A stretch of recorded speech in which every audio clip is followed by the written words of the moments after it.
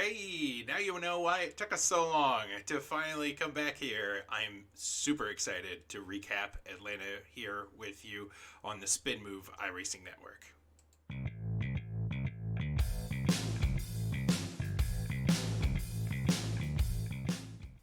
Hey guys, welcome back to the Spin Move iRacing Network featured league race recap show.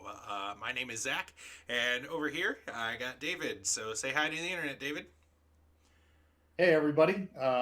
Like you said, a very interesting race, and I know we're super excited to go over some of the interesting points here. So let's get into it. Yeah, absolutely. So there's a lot to talk about when it comes to Atlanta, and as you can see right here on the screen, oh man, David, I'm so excited.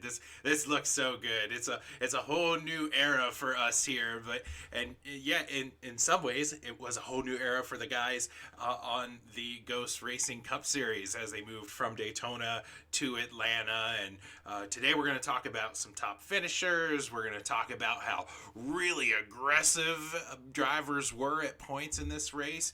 Not recklessly, I guess I should say. We did get a few green flag runs in this thing, and that lent itself to pit strategy. We're going to talk about that later on in our time together, as well as penalties. Finally, we're able to see some penalties be implemented into this league, and that caused quite a bit of movement over these last few days, and was a reason why we haven't gotten this show out as quickly as we would like. But regardless, we're going to talk about penalties here, and then we're also going to recap the current standings and kind of where we sit with this whole program and how we can better well better ourselves as drivers, you and I, in the standings moving forward. So, David, for you, what are some of the things that you're excited to talk about on today's show? So for sure, the driver aggressiveness was definitely higher than Daytona. I have a stat sheet here that I've been looking at off and on, and we had multiple drivers get those bonus points for zero incidents at Daytona. Coming into Atlanta, we expected drivers to maybe take it a bit more cautious and see some more of those green flag runs, but we came out with a total across the field of 531 incidents out of all the drivers, and there wasn't a single driver to earn those points. So interested to go over some of that and kind of break down and talk about some of these penalties and things with you. Yeah, so let's get right into it. The top finishers are up here on your screen, and David, I don't want to brag. I don't want to brag, but you know, I'm gonna brag. We're 2 for 2 in picking winners here on this show. It's great. So there's nowhere to go but keep moving forward with those consistent winners. I said that one of the Whiteheads was gonna get it done. They were gonna atone for their Daytona loss, and here we are. Trey Whitehead comes out winning this thing. What are some of the notable finishers that you want to focus on as we take a look up here at the top 10? So looking down through this list here, you highlighted Trey Whitehead. Look right there in number two, Dan Miglin. I believe that's a name that I called out for this week. So, you know, just super excited to see that those drivers that we anticipate doing well are really keeping up and holding up their end. And then, looking down through the rest of the field, a couple names that, we haven't raced with before that I expect are going to be up here quite a bit. I see names like John Garrett and Jonathan Leach. And definitely going back and watching the broadcasts, some of these broadcasters have experience with them, and they say they are guys to watch. So for sure excited to see how a couple of these other races play out with those drivers as well. Yeah, it's really interesting moving away from Daytona, where drafting was so important. Drafting is a little important at Atlanta, but definitely not as much as Daytona and Talladega. At least the Atlanta that we were at on last Wednesday. But now we're kind of understanding who are the drivers, right? Who are the guys that can really muscle the car around this racetrack and manage their stuff and navigate the field well. And we saw some of these guys that you and I don't have experience with: John Garrett, Alfred Denny, Jonathan Leach, Nate Estep. There's actually quite a bit of talk about Nate Estep in a all around the Discord. As you know, this is a guy to watch. This is a guy where we're gonna have to pay attention to how he manages his stuff. Maybe when he goes down pit road, we don't, just to get a step ahead of him. I'm really excited now that as we go into the new season and start to navigate these tracks, we're gonna start seeing these guys rise to the top and be consistent out front. But yeah, David, my takeaway is that between you and I, we're just gonna pick the winners every week, and that's how it's all gonna come out. So I'm excited to go into next week with you, kind of making these predictions off of these top finishers, trying to well, just predict over who's going to be strong moving forward. Taking a look here again at our recap, we've talked about the top finishers. Now let's talk about kind of the nitty gritty stuff that happened within the race. There were points where we anticipated at this racetrack drivers were going to be overly aggressive. We talked about out of two, manhandling the car, making sure that everything was set up right so that drivers weren't too loose coming out of that corner. And then turn 4 on fresh rubber, that's really slick, and it cost a few guys. We saw guys push early on, and they had short run cars, and then they drifted back in the pack a little bit as the run wore on. We saw comers and goers all day long, but driver aggression was a big topic of conversation following this race. Any thoughts about that? Kind of why we got here in terms of monitoring the driver aggression that was necessary, and kind of that tightrope effect that we have to do as a league to make sure, hey, there's a line and we cannot cross it, from being aggressive versus being disrespectful. Being race 2, I think that drivers are still kind of trying to feel out where that line is, especially with, the field size that we have. We have, 39, 40 drivers in these first 2 weeks, and you're looking at a ton of people that you're not sure how to race around. Then you're going from a super speedway down to a 1.5-mile track. So you really have to manage things and understand the car itself and the track, but then you have to be aggressive, depending on who you're racing. There are drivers out there that are going to race you hard, and you need to up that aggressiveness just a little bit to help get around them. Then there are other drivers out there, especially early on in the race, that might come over the radio and say, hey man, I'm not trying to fight you for this spot, just let me know when and where you want it, and I'll give it to you. So managing the aggressiveness throughout these races and kind of understanding how that plays out, I think we're getting a little bit better picture here from Atlanta, that drivers are willing to have that aggressiveness, but maybe not understanding quite yet when and where to use it and what drivers to use it on in order to get those positions they need. Yeah, and it's really important as a driver in these leagues to understand that there are going to be guys that are kind of like the Ryan Newmans of an iRacing league, right? They're going to fight for every position. They're going to race you just as hard for 23rd as they will for third. And there's nothing really wrong with that if you can navigate that well. And I think all the drivers are just trying to feel out, okay, who can I be aggressive with? Who can I race clean? Who can I afford to race hard with? And then maybe who do I need to lay off and watch them kind of burn up their stuff?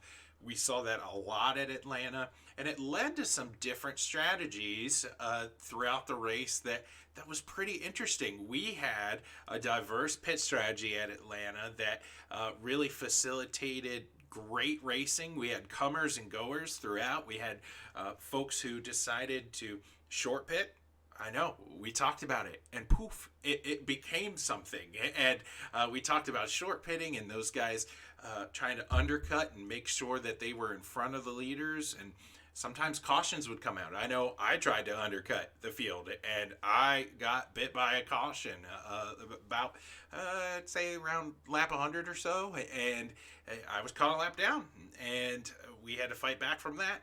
But there are other drivers who managed to navigate the undercuts well, manage their tires well for the end. There were some guys at the end of this thing that had extra tires. They didn't even use all their sets. So, from a driver standpoint, well, let's back off here. Like we're we're trying to make sure that we take the driver aspect out of it.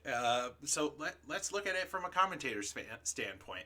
Uh, what can fuel strategy do to increase the tension in a race? And what did you see as somebody that was went back and watched the broadcast?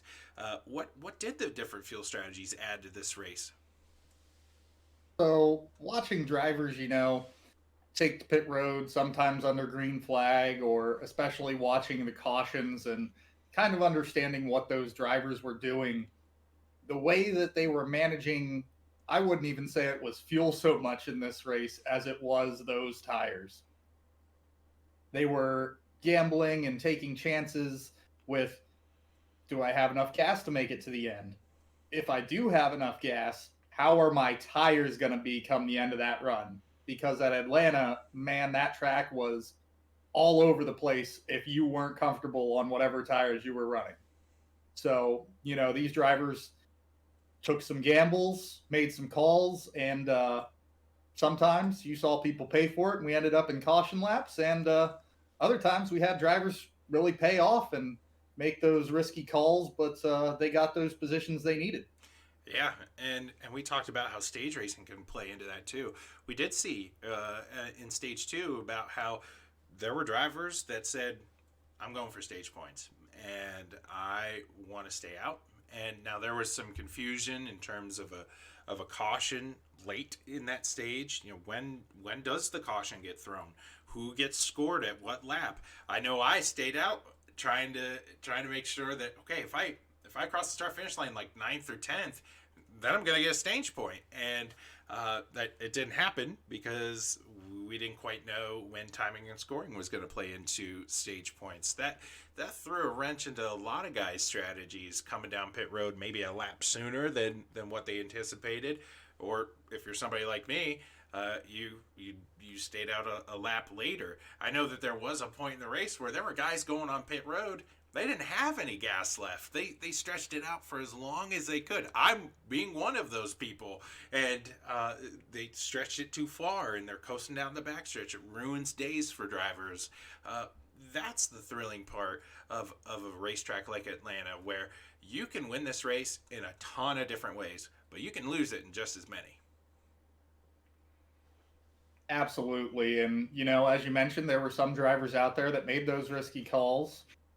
Maybe took, you know, two tires, four tires, who knows? They made those calls and decided they were going to run the tank empty. And, they were fighting for it near the end, but a couple of them didn't get so lucky. And then you had drivers like yourself who literally made the gas call so perfect that they ran out as they were coming onto pit road.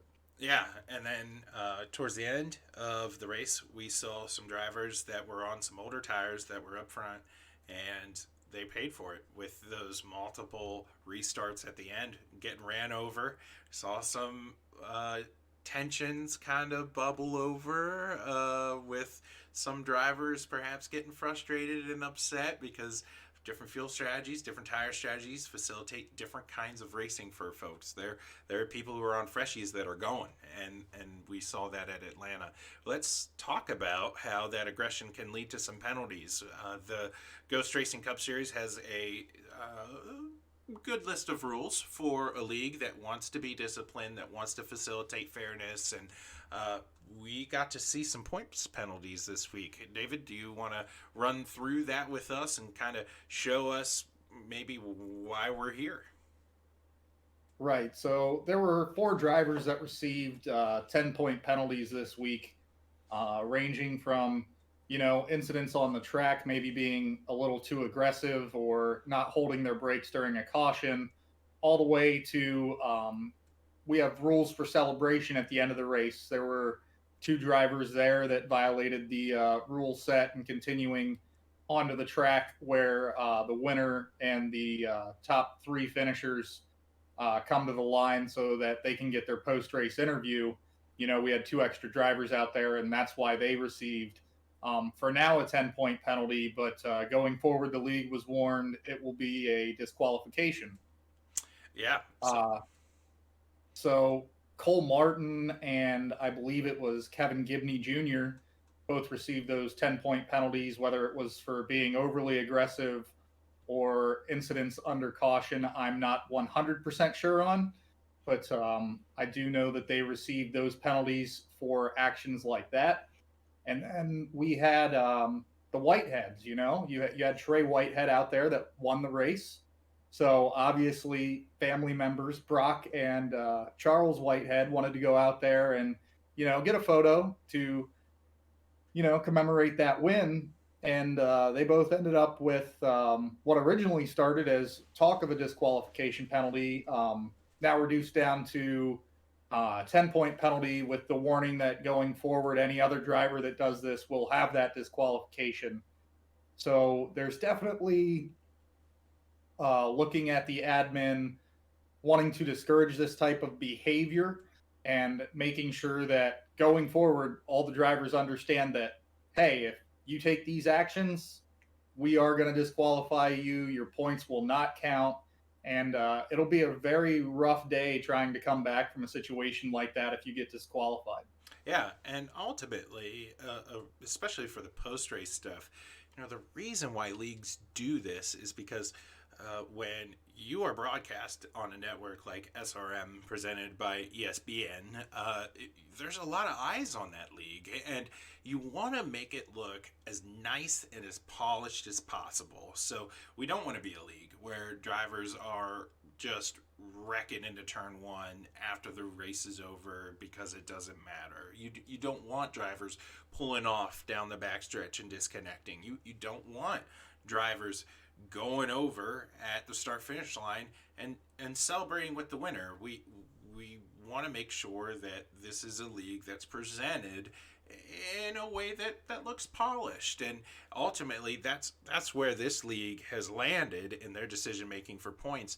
And it does come with some pretty hefty penalties, but there is some grace to be found there. You really had a swing, I guess, in penalties this week. It was a disqualification, and now it's 10 points because this is a first time offense for anybody in the league, and now everybody's on notice. Hey, we're not going to do those things moving forward into the future. Good stuff.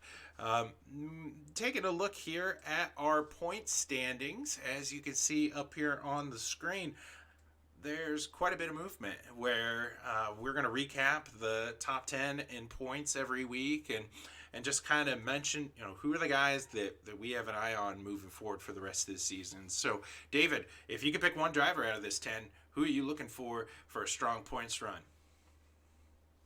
Man, early on in the season, we got a long way to go. I think there's something like 19 races left, including the championship.